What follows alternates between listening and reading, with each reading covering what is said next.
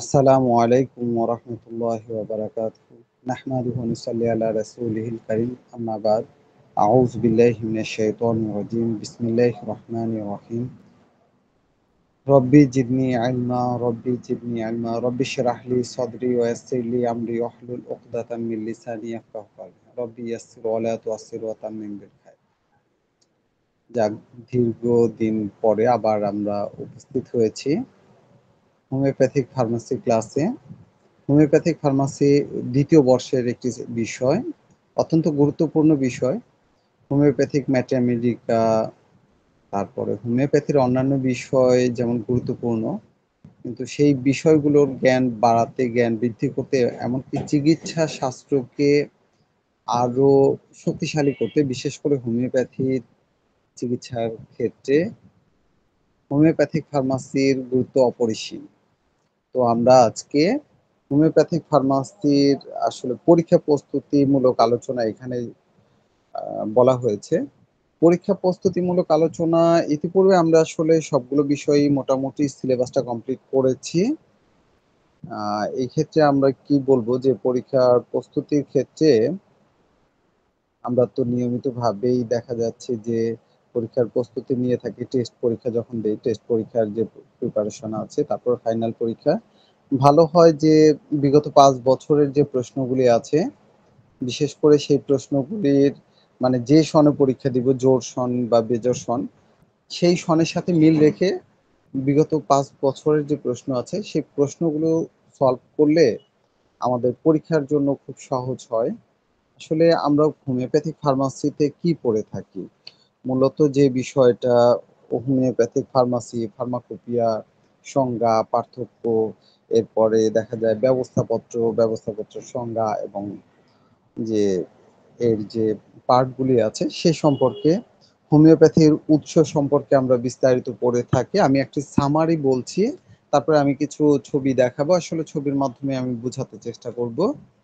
এরপরে আমরা যেভাবে আসলে ওষুধ কিভাবে প্রস্তুত করা হয়, পুরনো হ্যানেম্যানিয়ান যে পদ্ধতি আছে সেই পদ্ধতি আমরা ইতিপূর্বে এই ক্লাসে বিস্তারিত বলেছি। এরপর নতুন মিচারেশন, পার্কুলেশন যে পদ্ধতি আছে সেই পদ্ধতি, তরল ওষুধ থেকে শক্তিকরণ পদ্ধতি, তারপরে মানে যে চূর্ণ ওষুধকে শক্তিকরণ পদ্ধতি, এই পদ্ধতিগুলো সম্পর্কে আসলে বলা হয়েছে বা বলেছি। দশমিক, শততমিক, পঞ্চাশ সহস্রতমিক যে রীতি আছে সেই সম্পর্কেও পরীক্ষায় আসে বা বলা হয়েছে। মূল আরোগ বা মাদার টিংচার সম্পর্কে, এরপরে ওষুধ প্রস্তুত প্রণালী, আর এক্সটার্নাল ইউজ, এরপরে মৌলিক যে আলোচনা বা প্রশ্ন। আমরা প্রশ্ন ধরে ধরে উত্তর বলেছি এর আগে ইতিপূর্বে। আর এখানে আমরা মূলত আজকে আমি আসলে মানে কিছু বিষয় ছবির মাধ্যমে দেখিয়ে বুঝিয়ে দিতে চেষ্টা করব। দেখি, আমি একটু স্লাইডে চলে যাচ্ছি।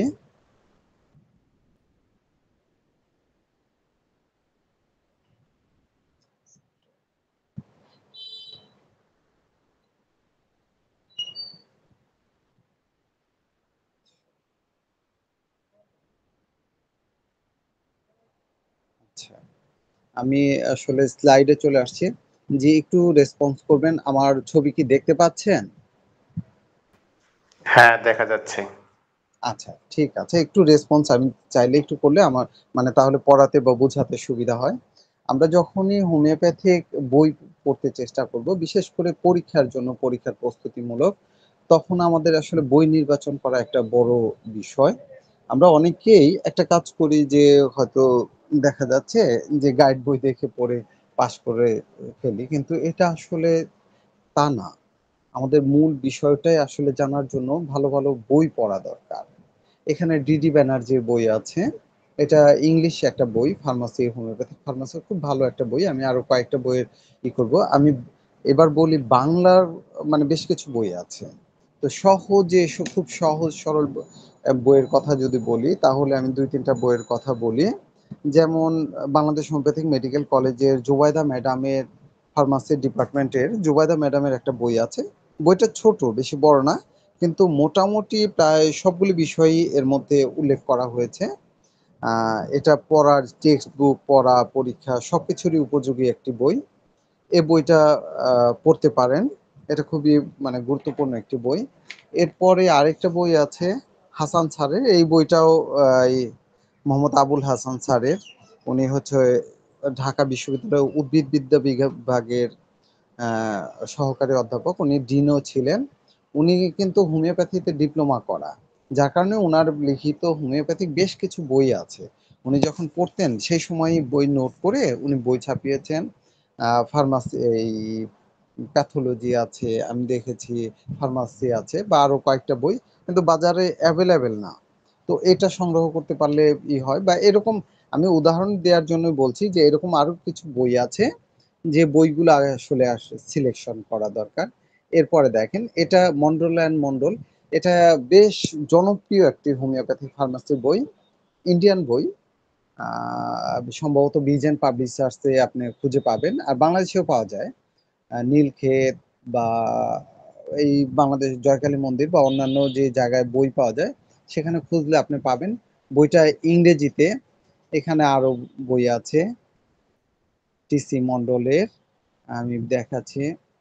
এখানে আরো এস কে ব্যানার্জি, এরকম আরো বেশ কিছু হোমিওপ্যাথিক ফার্মাসি বই আছে।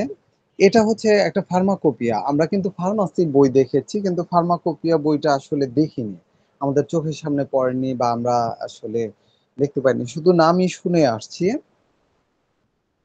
তো এখানে আমি ফার্মাকোপিয়া বইয়ের মানে কয়েকটা বইয়ের নাম বা দেখাচ্ছি। এটা একটা হোমিওপ্যাথিক ফার্মাকোপিয়া। এটা ফার্মাসি বই একটা, এটা একটা ফার্মাসি বই হোমিওপ্যাথিক। তো এই ধরনের আরো বেশ কিছু ফার্মাসি বই আছে যেগুলি বাজারে প্রচলিত। এটা বিজেনের বেশ অনেকগুলো হোমিওপ্যাথিক বই মানে পাবলিশার্সে ইন্ডিয়াতে খুব নামকরা এবং জনপ্রিয়। এটাও কিন্তু খুব ভালো একটা বই হোমিওপ্যাথিক ফার্মাসি। এবার আসেন এইটা হচ্ছে আমাদের সবচেয়ে ভালো একটা বিষয় আমি দেখাতে চাচ্ছিলাম যে আমরা শুধু ফার্মাসি বই দেখেছি কিন্তু ফার্মাকোপিয়া আসলে কেমন কি বা ফার্মাকোপিয়া বইটা কেমন এটা কিন্তু আমরা দেখি নাই। এটা হচ্ছে হোমিওপ্যাথিক ফার্মাকোপিয়া। এটা মূলতই অনেক বড় একটি বই। এর মধ্যেই মূলত হোমিওপ্যাথিক গাইডলাইন রয়েছে, কিভাবে ওষুধ কোম্পানিগুলো বা আপনার ডাক্তাররা বা আমরা কিভাবে ওষুধ তৈরি করব, কোন পদ্ধতিতে কিভাবে সংরক্ষণ করব, সংগ্রহ করব, মানে ডিটেলস একটা ওষুধ তৈরি থেকে সেটা মানে রুগীকে দেয়া পর্যন্ত যা কিছু দরকার এই ফার্মাকোপিয়াতে উল্লেখ আছে। আমাদের মানে প্রচলিত কিন্তু 5টা ফার্মাকোপিয়া হচ্ছে পুরো বিশ্বে স্বীকৃত, তার মধ্যে একটি হচ্ছে এই জার্মান হোমিওপ্যাথিক ফার্মাকোপিয়া। তো আমরা যে মানে এর আগে না দেখে থাকলেও এখন অন্তত চেহারাটা দেখে নিচ্ছি। আহ এটা একটা ফার্মাকোপিয়া, এটা আরেকটা ফার্মাকোপিয়া কিন্তু এটা অনেক আগে দেখেন 1855 খ্রিস্টাব্দে এই ফার্মাকোপিয়াটা রচনা করা হয়েছিল। তো এরপরে আমরা আসি, এটা হচ্ছে ব্রিটিশ ফার্মাকোপিয়া। এটা ব্রিটিশ হোমিওপ্যাথিক সোসাইটি এই ফার্মাকোপিয়াটা আপনার পাবলিশ করেছিল এবং এখনো ব্রিটিশরা মানে যে ওষুধ তৈরি করে বা ওরা এখনো ম্যানুয়ালি ওষুধ তৈরি করে পুরো বিশ্বে সাপ্লাই দেয়। অবাক হয়ে যাবেন এই যান্ত্রিক যুগেও আমরা যদি ওই যন্ত্র দিয়ে ওষুধ তৈরি করি এখনো আপনার ব্রিটেনে বেশ কিছু কোম্পানি আছে যারা কোম্পানি বড় বড় কোম্পানি ওষুধ তৈরি করে হাতে, একদম হ্যানিম্যানের যে পদ্ধতি আছে সেই পদ্ধতিতে। এটা অনেক আগে 1876 সনে এই ফার্মাকোপিয়াটা হয়েছিল। আর এটা একটা স্বীকৃত ফার্মাকোপিয়া, এটা হচ্ছে ইউনাইটেড স্টেট অফ আমেরিকার একটি ফার্মাকোপিয়া। মানে পুরো বিশ্বে যে প্রচলিত যে ফার্মাকোপিয়াগুলি আছে তার একটি ফার্মাকোপিয়া হচ্ছে এটা। এই ফার্মাকোপিয়াটা থেকেও মানে বিশেষ করে আমরা বিটি বোরিক অ্যান্ড টাফেলস কোম্পানির নাম শুনেছি, অনেকে জানি না যে বিটি কি বা বোরিক অ্যান্ড বিটি শুধু নাম শুনে, যদিও ওই কোম্পানিটাই এখন পৃথিবীর বুক থেকে প্রায় বিলুপ্ত। কিন্তু এটা খুবই মানে জনপ্রিয়, পুরো বিশ্বে খুব নামকরা একটা কোম্পানি ছিল। এই কোম্পানি এই ব্রিটিশ ফার্মা যে ইউনাইটেড স্টেট এই ফার্মাকোপিয়াটাই অনুসরণ করত এবং ওষুধ তৈরি করত। বরিক অ্যান্ড টাফেলস কোম্পানি, এর সংক্ষেপে হচ্ছে বিটি। এটা হচ্ছে ব্রিটিশ ফার্মাকোপিয়া, এটা ওইটারই আরেকটা ভার্সন। এটাও একটি ফার্মাকোপিয়া, আমি দেখাচ্ছি। এটা ফার্মাকোপিয়ার সাথে ফার্মাকোপি ফসোলজি এর সাথে সংযুক্ত আছে। এটা আরেকটা জার্মান ফার্মাকোপিয়া। আসলে এটা বিভিন্ন সময় যে বিভিন্ন ভার্সনগুলি আছে, সেই ভার্সনগুলির কভার রূপটা এরকম দেখতে। এটা একটি ফার্মাকোপিয়া, আমেরিকান ফার্মাকোপিয়া। এটা হোমিওপ্যাথিক ফার্মাকোপিয়া, ইউনাইটেড স্টেটের, আমেরিকার। এটা জার্মান ফার্মাকোপিয়া, হোমিওপ্যাথিক ফার্মাকোপিয়া। আমি মানে যেহেতু এই ছবিগুলো একটু বেশি রেখেছি, যেহেতু আমাদের ফার্মাকোপিয়ার সাথে একেবারেই কোনো রিলেশন নাই। এটা এই ফার্মাকোপিয়াটা সম্ভবত ইন্ডিয়ান ফার্মাকোপিয়া।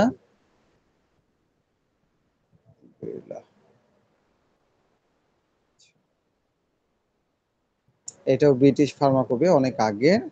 আচ্ছা, এই দেখেন, এটা এটা আমি দেখিয়েছি যে এই ছবিটা রেখেছি এই জন্যেই যে ছবি বড় করছি, দেখতে পাচ্ছেন বোঝা যাচ্ছে না ছবির হয়তো রেজুলেশন কম। এইটা হচ্ছে একটা ইনস্টিটিউট যারা ফার্মাকোপিয়াকে সংরক্ষণ করে। এই ফার্মাকোপিয়ার ওষুধ কিভাবে তৈরি হবে না হবে কি করবে সেটার জন্য এটা একটা ইনস্টিটিউট। চিন্তা করেন, এটা হচ্ছে যে একটা ইনস্টিটিউট, যেই ইনস্টিটিউট শুধু ফার্মাকোপিয়া কে সংরক্ষণ করার জন্য, এই বইটা মানে করার জন্য, এটা একটা ইনস্টিটিউট। আচ্ছা,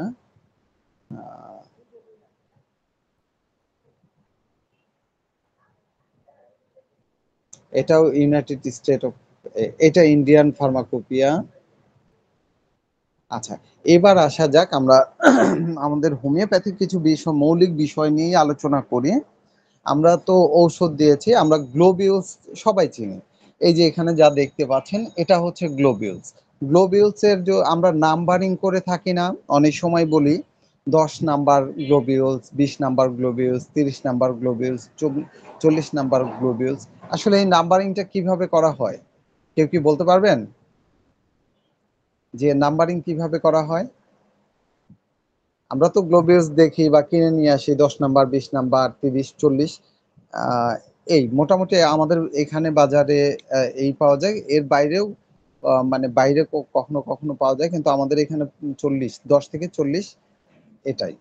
কেউ কি বলতে পারবেন? আচ্ছা, আমি বলে দিচ্ছি।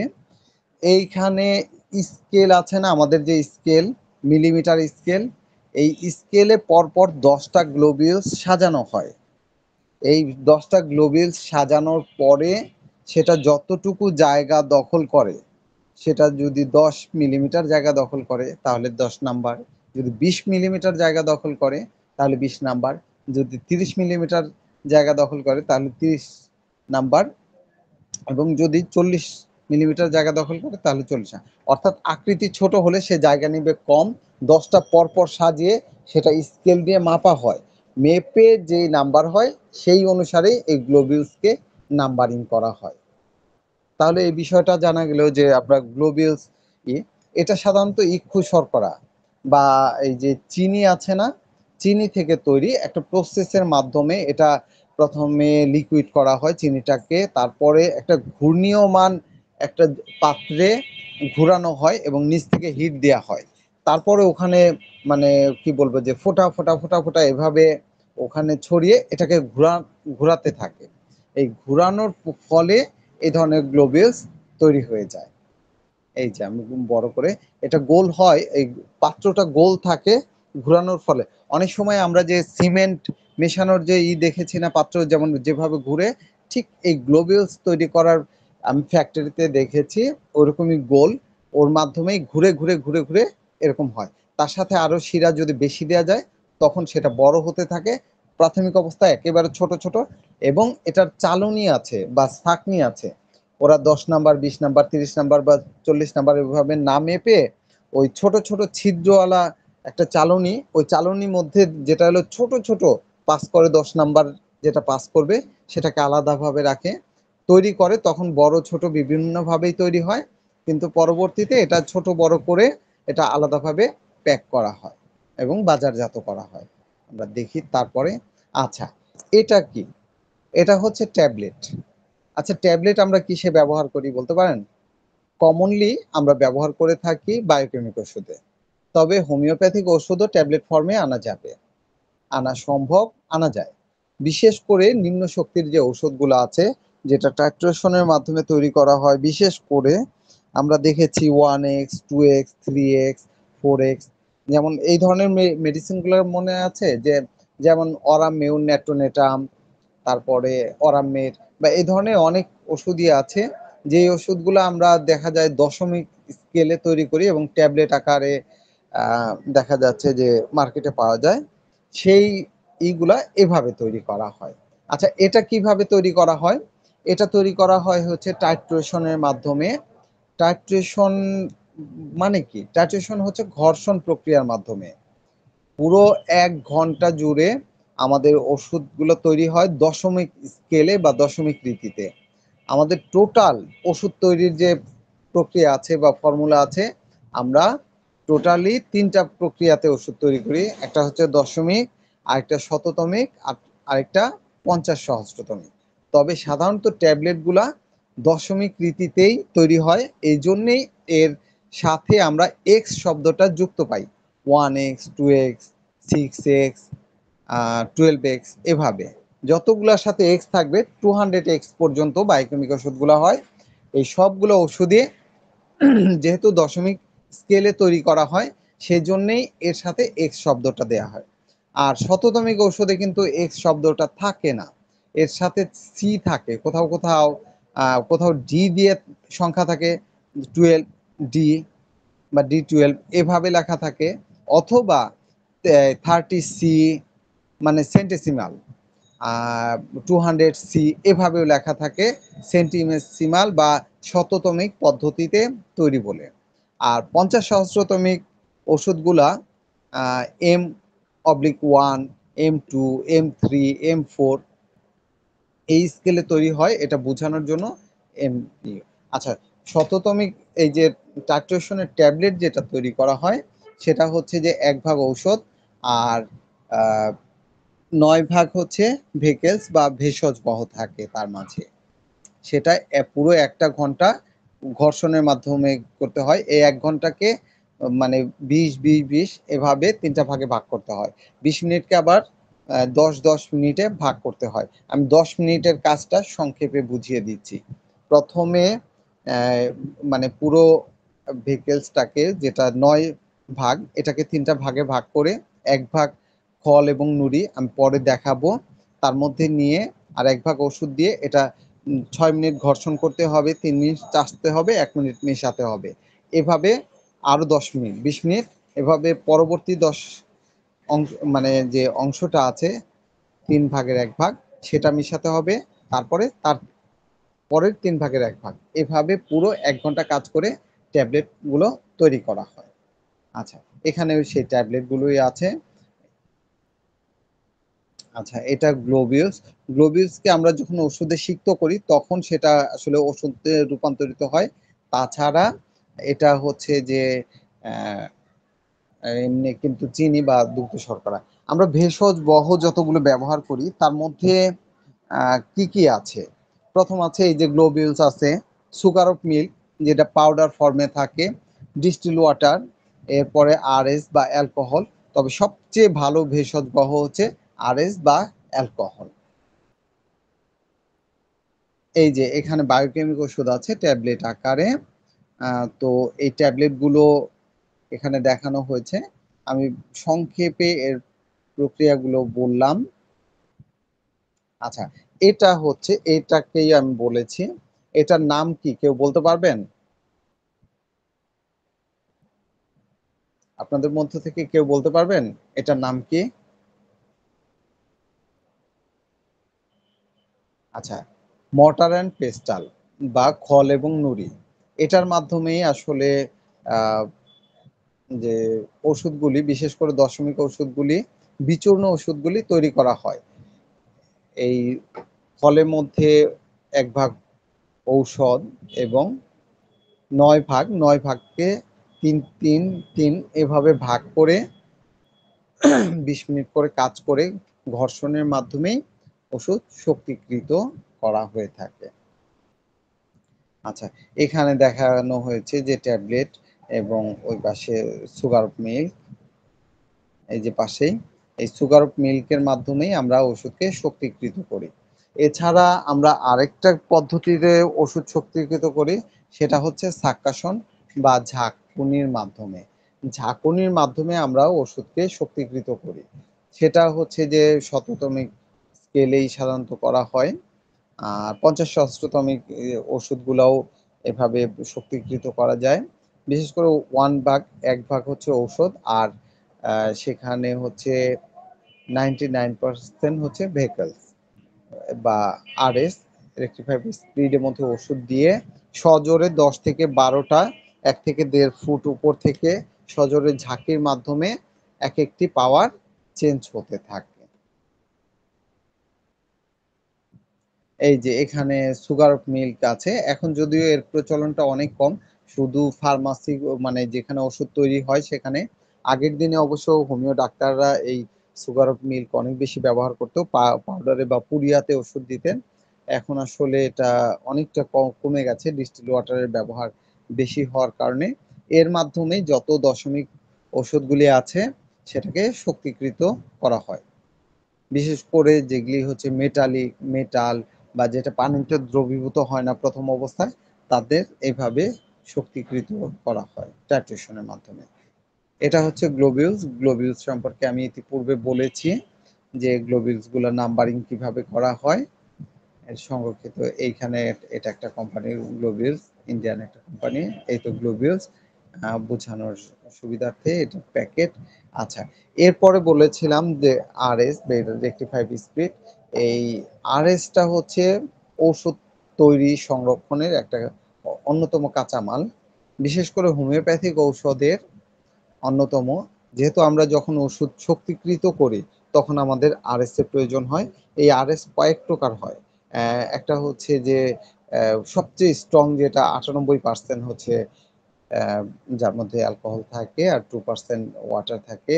এরপরে ৮৮% আছে, ৮৭% আছে। এভাবে ভিন্ন ভিন্ন নাম হয়ে থাকে এবং বিভিন্ন মানে নাম অনুসারে এগুলি ভিন্ন ভিন্ন হয়। আমাদের ওষুধ তৈরিতে ভিন্ন ভিন্ন আরএসগুলি পাওয়া যায়। এটা হচ্ছে একটা জার বা এইভাবে আসে অনেক সময় বাইরে থেকে।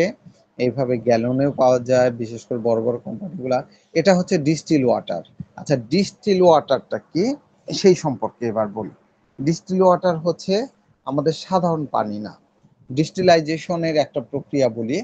সেই ডিস্টিলাইজেশনের প্রক্রিয়াটা হচ্ছে যে যেইভাবে একটা বোল বা একটা মানে পাত্রে পানি গরম করা হয়, এই পানি একটা নলের মাধ্যমে শীতল স্থান দিয়ে প্রবাহিত করা হয়।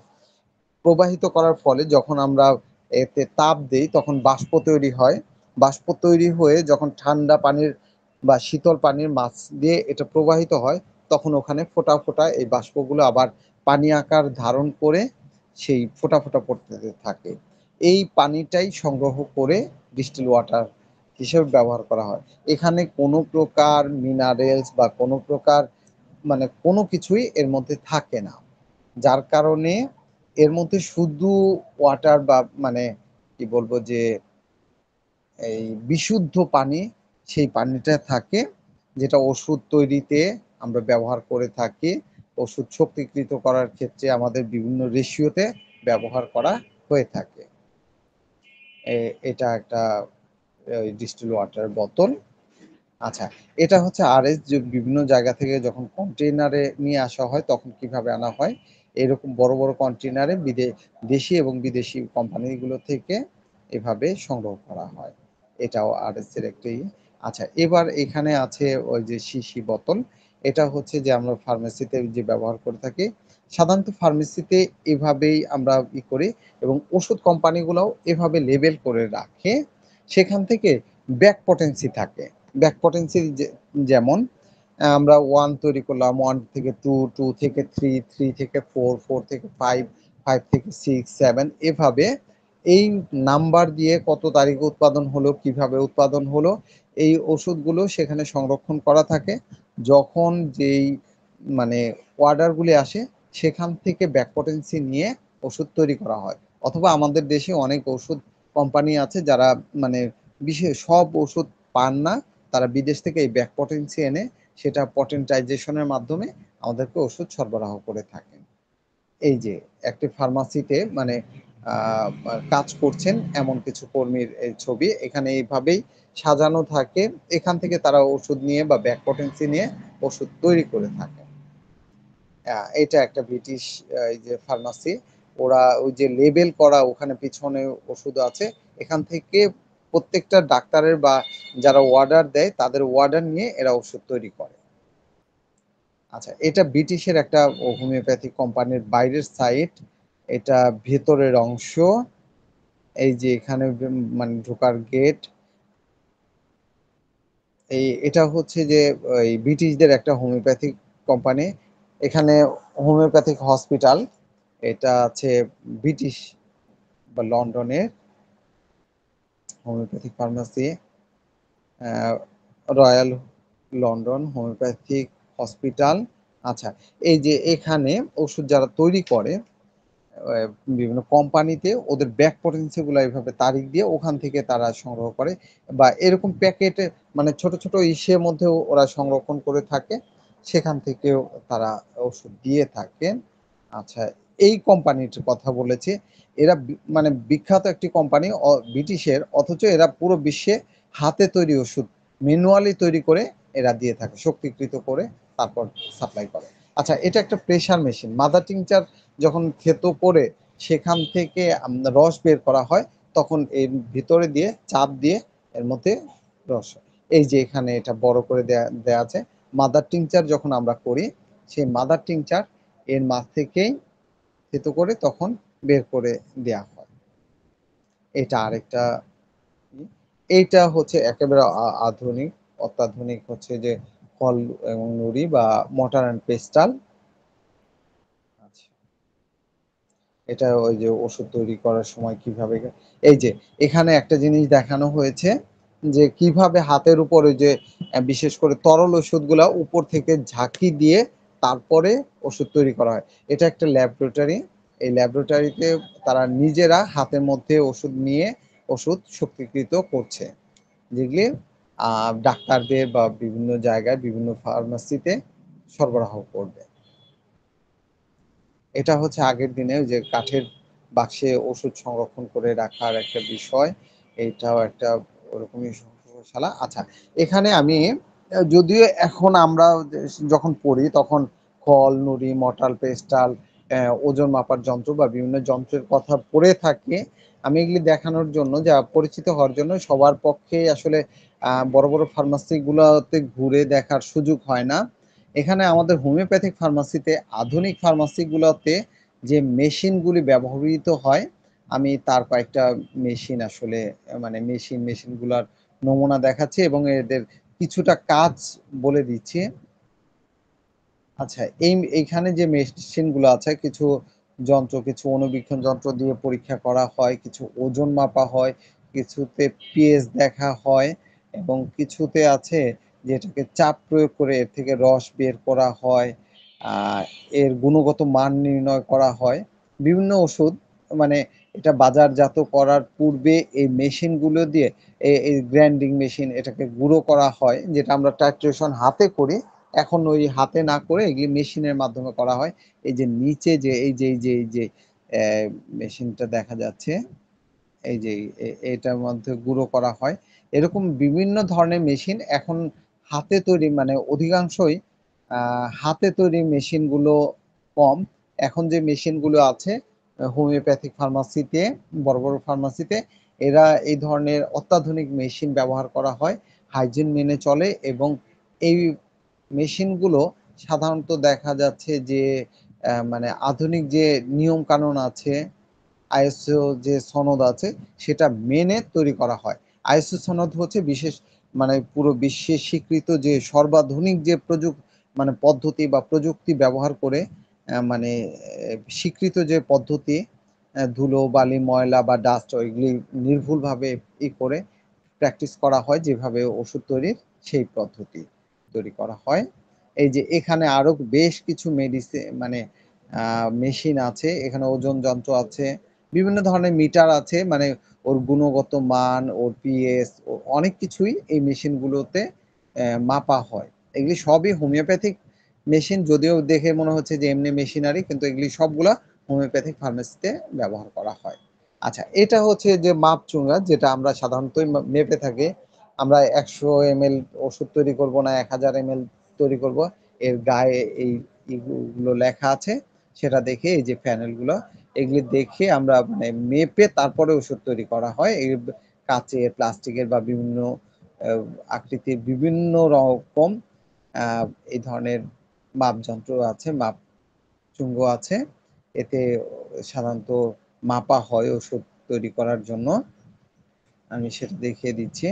এই যে এখানে মেজারমেন্ট আছে যে 100 ml ওষুধ যখন নিব, এটার সাথে তখন ডিস্টিল ওয়াটার এবং অন্যান্য জিনিস মিশিয়ে যখন ওষুধ তৈরি করব, যাতে সহজে ওষুধ তৈরি করতে পারে, সেই বিষয়টা এখানে বুঝাতেই এইটা ব্যবহার করা হয়ে থাকে। এই যে এখানে বিভিন্ন কালার দেখা যাচ্ছে, এটা হচ্ছে যে বিভিন্ন মাদারগুলো বিভিন্ন কালার হয়ে থাকে। দ্বিতীয়ত আমরা যখন কেমিক্যালি ওইখানে যে কেমিস্ট থাকে, এর গুণগত মান নির্ণয় করার জন্য বিভিন্ন ধরনের কেমিক্যাল রিয়েক্টটা দেখেন, তখন এইভাবে মানে বিভিন্ন কালারের সঙ্গে ম্যাচ করে এই পরীক্ষাগুলো করে থাকে। এটাই যে একটা মানে ভিতরে মাদার টিংচার নিচে পড়ে আছে সাদা, উপরে যে ডিস্টিল ওয়াটার বা আরএস এখানে দেয়া আছে। এটা কাঠের একটা ফলনুড়ি, এর আগে অবশ্য দেখিয়েছিলাম। আচ্ছা, এটা হচ্ছে প্রেসক্রিপশন। আমি প্রেসক্রিপশনের একটা নমুনা এখানে নিয়ে এসেছি। প্রেসক্রিপশনের 4টা পার্ট আছে: সুপারস্ক্রিপশন, ইনস্ক্রিপশন, সাবস্ক্রিপশন এবং সিগনেচার। এই ব্যবস্থাপত্র কিভাবে মানে দিতে হয় সেই সম্পর্কে এখানে আসলে আলোচনা করা হয়েছে। মানে আমি দেখানোর জন্য, যে একটা নমুনা দেখানোর জন্য, যে আমরা যে প্রেসক্রিপশন করব, অ্যালোপ্যাথিক বা হোমিওপ্যাথিক প্রেসক্রিপশন গুলো প্রায় একই রকম।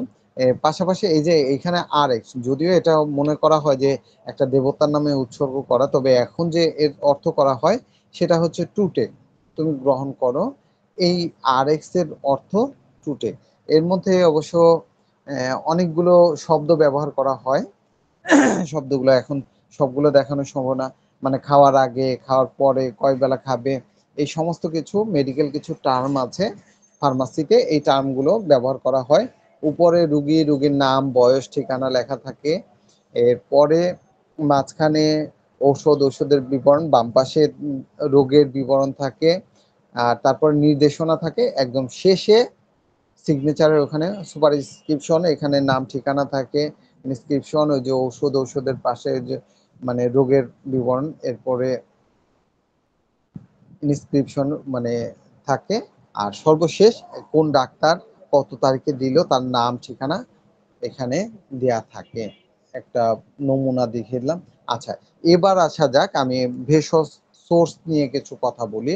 যে আমাদের ওষুধগুলি তৈরি হয় এই 6টা সোর্স থেকে। এই 6টা সোর্স সম্পর্কে আমি আপনাদের সাথে কথা বলবো। যে এই 6টা সোর্স, এর বাইরে আরো আছে, তো আমি কয়েকটা ছবি দিয়ে এটা বোঝাতে চেষ্টা করেছি। যেমন সবচেয়ে বড় যে আমাদের সোর্স ওষুধ তৈরি করার, সেটা হচ্ছে উদ্ভিদ সোর্স। যে উদ্ভিদ থেকে সবচেয়ে বেশি আমাদের ওষুধ পেয়ে থাকি। মানে সব উদ্ভিদ কিন্তু একই রকম না। কোনো উদ্ভিদের ফুল, কোনো উদ্ভিদের ফল, কোনো উদ্ভিদের দেখা যাচ্ছে পুরো অংশ, কোনোটা শিকড়, এভাবে ভিন্ন ভিন্ন অংশ সংগ্রহ করা হয়। ফার্মাসিতে এই কথাগুলা ফার্মাকোপিয়াতে লেখা থাকে। এবং কোনোটা সকালবেলা সংগ্রহ করা হয়, কোনো গাছ আছে যেটা সন্ধ্যাবেলায় সংগ্রহ করা হয়। এভাবে সময় সময় এবং মানে ক্ষণ সবকিছু উল্লেখ করা থাকে। আহ, আমি এখানে যে ছবিটা দেখিয়েছি, এটা হচ্ছে যে উদ্ভিদ প্রজাতির। এটা হচ্ছে যে অ্যাকোনাইট। অ্যাকোনাইট গাছের যে ফুল ধরা অবস্থায় যে অবস্থা, মানে অ্যাকোনাইট ন্যাপিলাস, তারই একটি ছবি আপনাদের সামনে উপস্থাপন করেছি বোঝানোর জন্য যে উদ্ভিদ প্ল্যান্ট থেকে আমরা কি কি পেয়ে থাকি সেটা হচ্ছে এই। এরপরে এই যে এখানে ফুলের বিভিন্ন প্রকৃতি দেখানো হয়েছে, এটাও অ্যাকোনাইট ন্যাপিলাসের।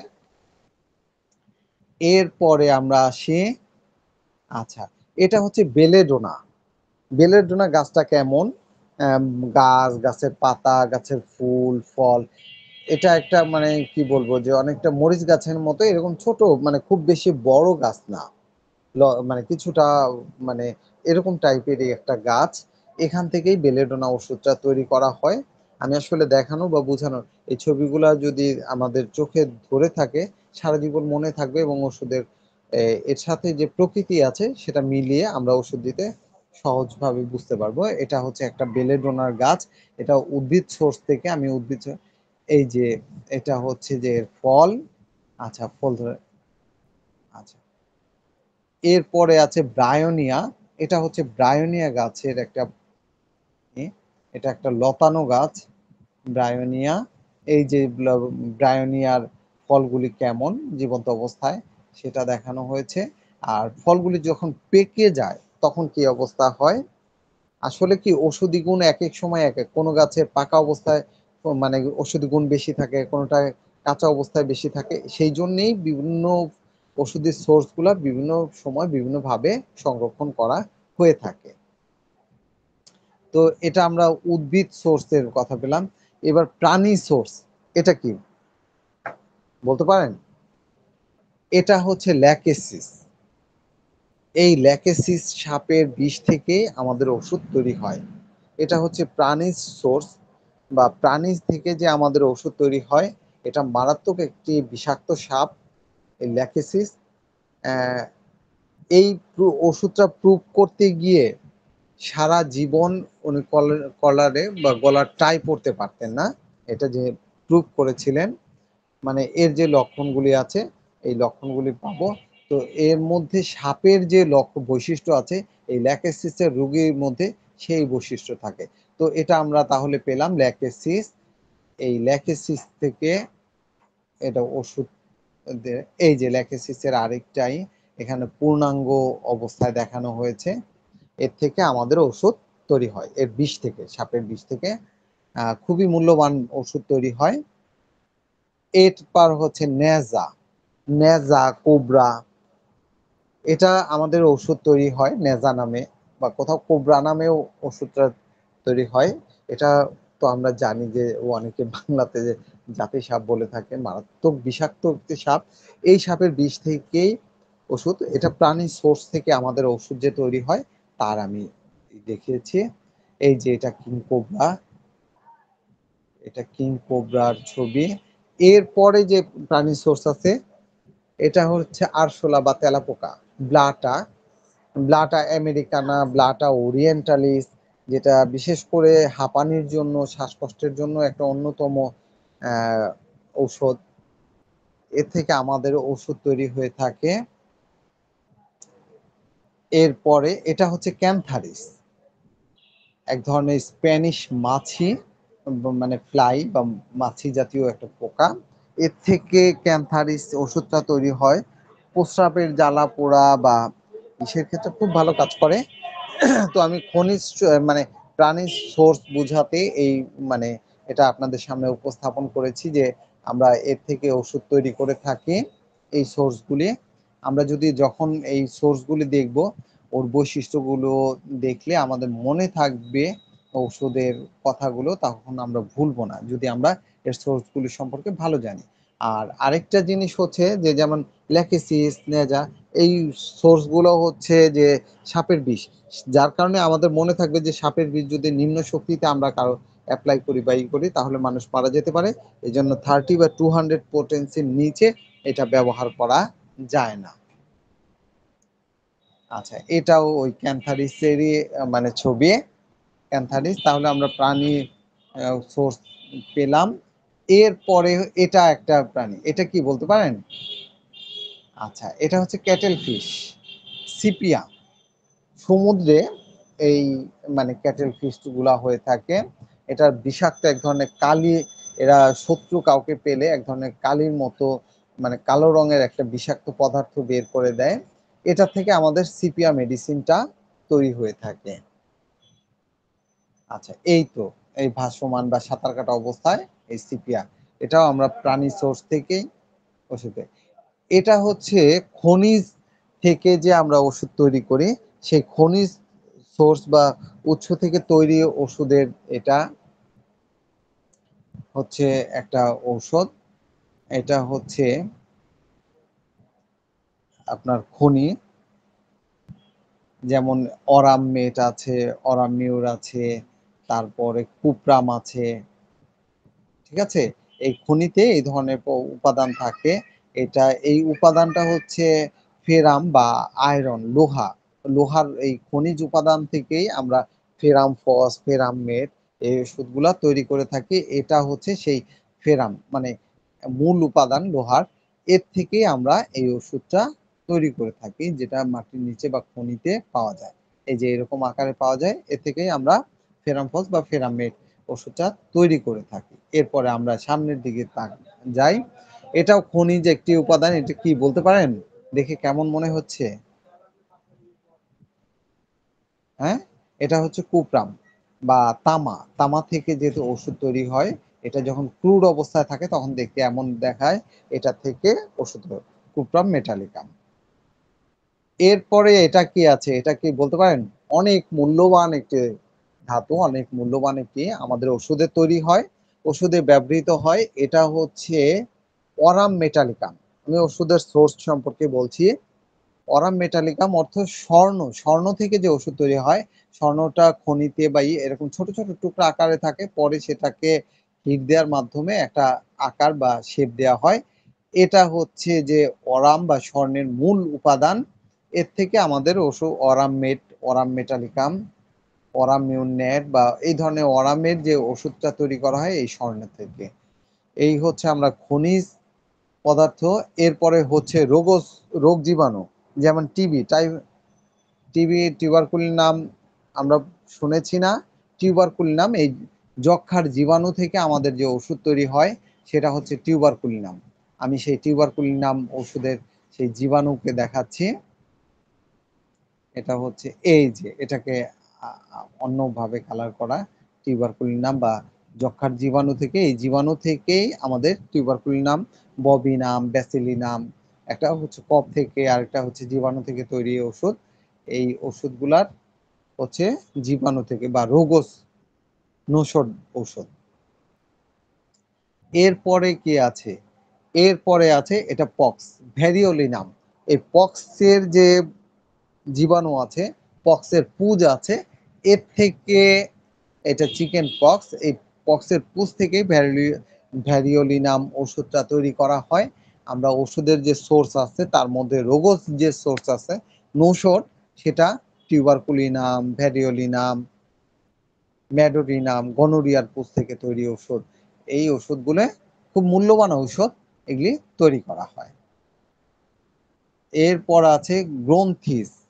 গ্রন্থি মানে সুস্থ গ্রন্থি, যেমন ডগ মিল, ক্যাট মিল, ল্যাকক্যান, ল্যাকডিফ্লো, এগুলি হচ্ছে যে এই গ্রন্থি থেকে তৈরি করা।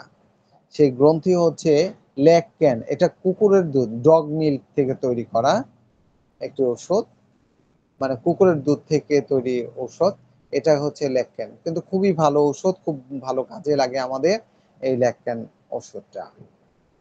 নৌষধ ঔষধ বা স্তন গ্রন্থি, অন্ডকোষ ইত্যাদি থেকে আমরা সামনে যাই। এই যে দেখেন কতগুলো বাচ্চা এই পান করাচ্ছে, এই দুধ থেকেই ল্যাকক্যান ওষুধটা তৈরি করা হয়। এটা হচ্ছে টেস্টিস। আমাদের আরেকটা ওষুধ আছে সারকোড ঔষধ বা সুস্থ গ্রন্থিস, সেটা হচ্ছে এই টেস্টিস ঔষধটা, এই টেস্টিস বা অন্ডকোষ থেকে তৈরি করা হয়। সেই সোর্সটা দেখিয়েছি। এখানে আরেকটা আছে, এই যে অন্ডকোষের যে ছবি আছে। এরপরে আছে হচ্ছে শক্তি, ইম্পন্ডেরেবল, অর্থাৎ শক্তি বা পাওয়ার।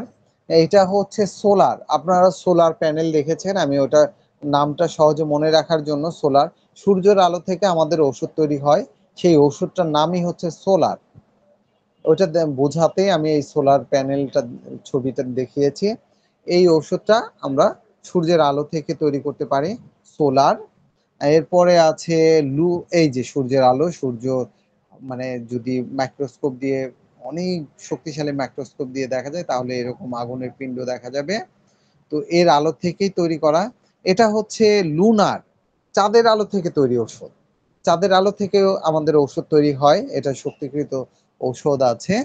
এই যে চাঁদের আলো যেখানে পড়ে এইটা গ্রহণ করা হয়। এরপরে আমাদের একটা ওষুধ আছে এক্স রে, রেডিয়াম। এই ওষুধগুলো আমরা ব্যবহার করে থাকি। তো আমার যেহেতু সংক্ষিপ্ত আমরা আসলে সবকিছু পড়িয়ে ফেলেছি। একদিনে আসলে সবকিছু বোঝানো সম্ভব না। আমি আসলে ছবির মাধ্যমে কয়েকটা বিষয় বোঝাতে চেষ্টা করেছি। আহ, উম, যে আমাদের হোমিওপ্যাথিক যে সোর্স গুলো আছে, কিভাবে ওষুধ তৈরি করে, কিভাবে কি করা হয়, এই বিষয়গুলো আসলে প্র্যাকটিক্যালি তো দেখালে ফার্মাসিতে ভালো হতো। তো এই না, আমি ছবির মাধ্যমেই আসলে এই জিনিসগুলা দেখাতে বা বোঝাতে চেষ্টা করেছি। তো এখন যদি কারো কোনো প্রশ্ন থাকে আমাকে প্রশ্ন করতে পারেন। আমি চেষ্টা করব সেই প্রশ্নের উত্তর দেয়া। এই ফার্মাসি সংক্রান্ত যে কোনো প্রশ্নের জন্য আপনারা যে কেউ প্রশ্ন করতে পারেন।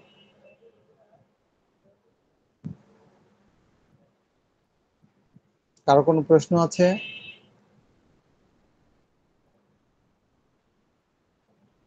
স্যার, ফার্মাসির যে ঔষধগুলো জি। আহ বিভিন্ন যে 1 নম্বর সূত্র, 2 নম্বর সূত্র, এইভাবে সূত্রগুলো আমরা পাই, সেই সম্পর্কে একটু বলতেন যদি স্যার। আচ্ছা, এটা হচ্ছে, আপনি খুব ভালো কথা বলেছেন, এটা আমরা পড়িয়েছি একসাথে। আসলে সবগুলো সূত্র তো মানে বলা সম্ভব না। তারপরেও আমি বলছি, ডক্টর স্যামুয়েল হ্যানিম্যান যে ওষুধগুলো তৈরি করেছেন এটাকে 9টা সূত্রে উনি ভাগ করেছেন। 9টা সূত্র। তো আমাদের সব গাছে, যেমন উদ্ভিদ সোর্সের যদি কথা বলি, ও সব উদ্ভিদ সোর্স তো আর একই রকম না। কোনোটা আঠালো, কোনোটা রস কম, কোনোটা অনেক বেশি রস। তো এই ওষুধগুলোকে উনি ভিন্ন ভিন্ন প্রক্রিয়াতে ভিন্ন ভিন্ন ভাবে আসলে তৈরি করেছেন। কোনোটার মানে প্রথম যে ফর্মুলা আছে, আমি একটু বোঝানোর জন্য, মানে এত সংক্ষেপে তো সব বোঝাতে পারবো না। 1:9 এই রেশিওতে উনি তৈরি করেছিলেন প্রথম যে ওষুধটা। দ্বিতীয়টা এর 1:99, এটা শততমিক স্কেলে যখন তৈরি করে, দশমিক স্কেলে এভাবে। কিন্তু এই ওষুধটাই যখন দেখা যাচ্ছে যে আবার মনে করেন যে আপনার ষষ্ঠ প্রক্রিয়া, এখানে অনেকগুলো প্রক্রিয়া আছে। তো ধরুন প্রথম যে ফর্মুলা আছে, প্রথম ফর্মুলাটা 1:1, অর্থাৎ 1 ভাগ ভেহিকেলস 1 ভাগ ঔষধ, এভাবে তৈরি করেছেন। দ্বিতীয়টায় উনি 1:2, 3:2 এই রেশিওতে, অর্থাৎ কোনোটার মানে ঔষধি গুণ বেশি, কোনোটার রস বেশি, কোনোটা দেখা যাচ্ছে একেবারে শুকনা। এই এক একটা গাছকে এক একভাবে এক এক ফর্মুলায় ফেলে, বা এক এক মিনারেলসকে এক এক ফর্মুলায় ফেলে উনি টোটালি 9টা, সেই 9টার আবার 2টা সাবই আছে, টোটালি 11টা ফর্মুলাতে উনি ওষুধ তৈরির প্রক্রিয়াটা বলেছেন। তো এখন আর এত কষ্ট করে না, এখন মিচারেশন এবং পার্কুলেশন এই 2টা প্রক্রিয়াতেই আধুনিক যারা আছে এরা ওষুধ তৈরি করে থাকে। জি। এরপরে কারো কোনো প্রশ্ন?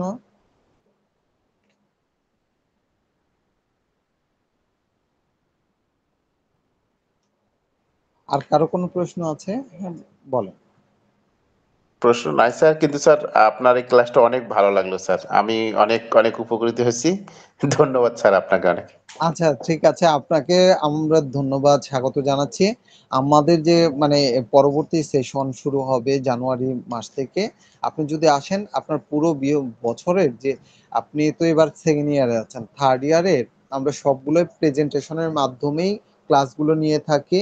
এবং আপনাদের যে সমস্যাগুলি আছে সেই সমস্যাগুলিও আমরা সলভ করতে চেষ্টা করি। তো অনেক সময় বিভিন্ন কারণে ক্লাস করতে পারেন না, সেটা আবার রেকর্ডেড ক্লাসের মাধ্যমে আপনি দেখে নিতে পারেন। আপনি যদি এখানে আমাদের সাথে সংযুক্ত হন, ইনশাল্লাহ উপকৃত হবেন, এটা আশা করি। আপনি এবং থ্যাংক ইউ। আপনার বন্ধু-বান্ধব সবাইকেই মানে বলব যে আমাদের সাথে থাকেন। ইনশাআল্লাহ এটা গ্যারান্টি দিয়ে বলতে পারি জ্ঞানের পরিধি অবশ্যই বাড়বে। জি, আর কারো কোনো প্রশ্ন?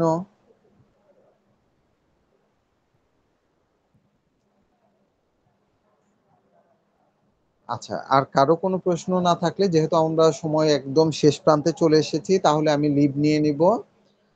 আপনাদের সবার সুস্বাস্থ্য কামনা করছি। আমাদের সাথে থাকার জন্য ধন্যবাদ। ১ম থেকে শেষ পর্যন্ত আমাদেরকে সময় দিয়েছেন, সাথে থেকেছেন। এজন্য আপনাদেরকে অসংখ্য ধন্যবাদ জানিয়ে আর আমাদের সাথে সম্পৃক্ত হবেন এই আশাবাদ ব্যক্ত করেই আজকের মতো বিদায় নিচ্ছি। আমি ডাক্তার নাসরুল্লাহ রাশেদি, বিএইচএমএস, আ এসডি হোমিও মেডিকেল একাডেমির সাথে টিচার হিসেবে আছি। জি, ধন্যবাদ।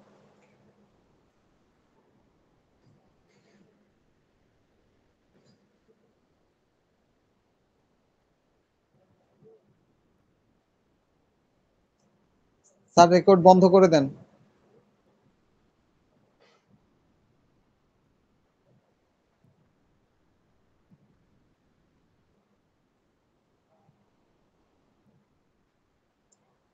স্যার রেকর্ড বন্ধ করে দেন।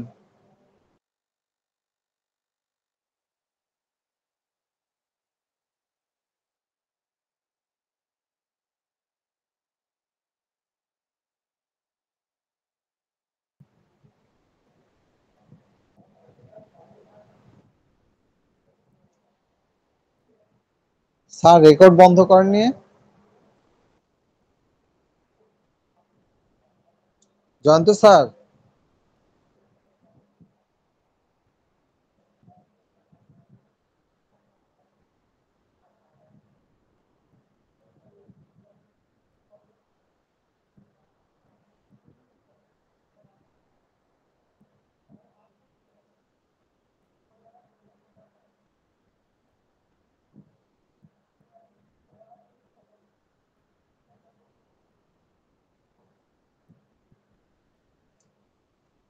জয়ন্ত স্যার রেকর্ড বন্ধ করে দেন।